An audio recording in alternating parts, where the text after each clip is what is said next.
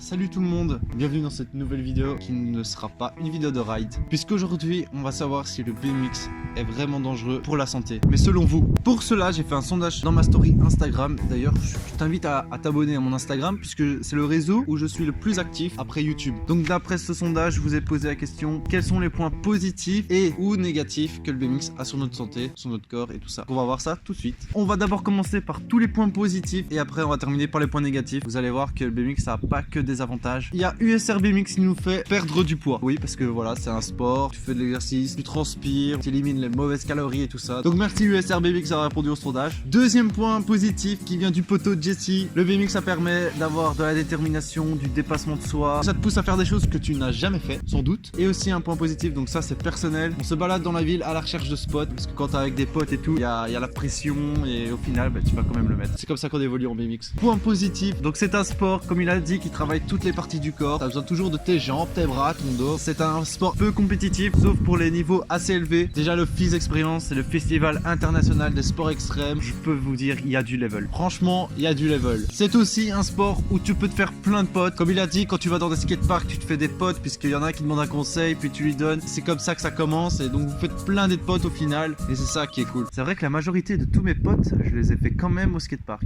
La vie est quand même bien faite. Le BMX, c'est pas justement un sport où tu fais que des tricks comme ça, juste pour en faire le plus possible. Tu peux inventer ton style, tu rides quand tu veux, comme tu veux, où tu veux. C'est un sport libre. On va maintenant passer au point négatif. Jesse, là, t'as été vraiment très chaud. Donc Jess qui nous met: on a des blessures. Oui, c'est vrai, quand tu ramasses un retour de pédale dans ton tibia au moins 10 fois, tu commences à avoir un tibia.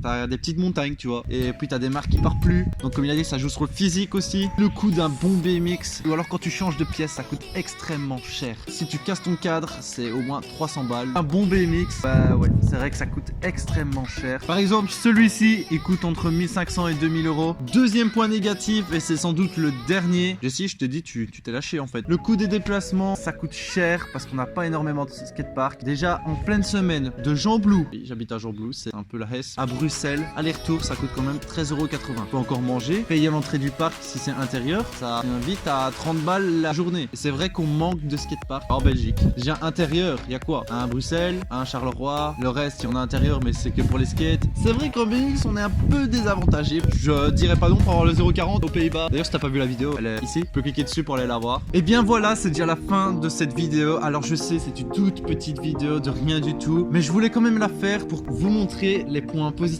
et négatifs qu'il y a sur le BMX. Il n'y a pas eu de ride, je sais. Oula.